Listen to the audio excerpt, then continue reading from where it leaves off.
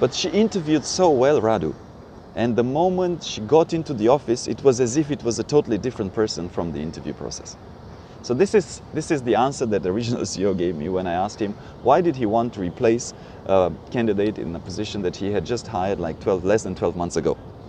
And it seemed there was a big disconnect. The context was there was a big disconnect from how he perceived the person to be in the interview process versus how the person turned out to be in the office.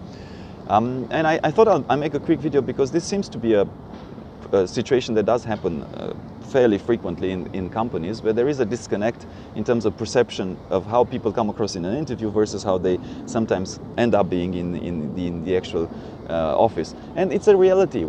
At senior level, in an interview, people know how to answer questions. So when I asked our client, I said, you know, how did you conduct your previous selection process? He said, well, we mostly did it through face-to-face interviews, formal interviews. She interviewed a few of our stakeholders, and that was it. We made our decision.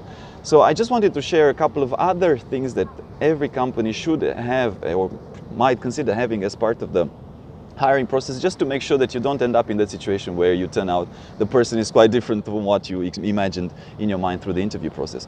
It's quite fundamental, actually. I mean, I don't think it's rocket science, but you know, sometimes we forget to do it. So one very powerful tool, of course, is include psychometric tests and include some sort of assessment test, because that will paint a picture of the holistic person.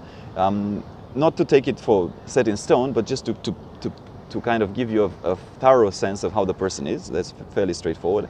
Also, make sure that you do reference checks, right? So I don't mean the formal reference checks that the candidate provides you in the CV, because that's very standard and you will always get positive information, right? It's the informal one that matters so much. It's the people that know the person, that might be in your network, that you ask about the person, just to complete that picture and make sure that you're making the right choice.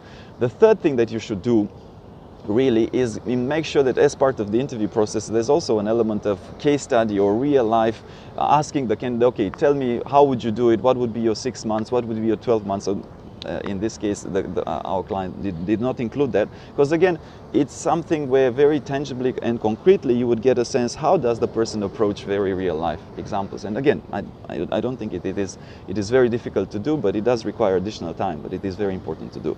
And the fourth very important thing that I would recommend, and again, some companies do it, is getting that informal type of a setup for an interview as well. Maybe going out for drinks, or maybe, you know, having it in the dinner, or I don't know, some pattern interrupt, right? Because typically when you're in an office, people are very conscious and are very, you know, prepared for all the questions, and the more senior they are, the more they know they have reversed all the answers. So I think that informality can also bring a little bit of additional information in terms of the picture.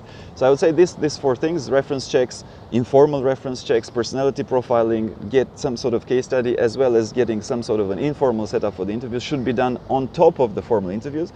And that may be better in terms of avoiding that, oh my God, he or she interviewed so well, but then it turned out it's a different person when he or she walked through the door.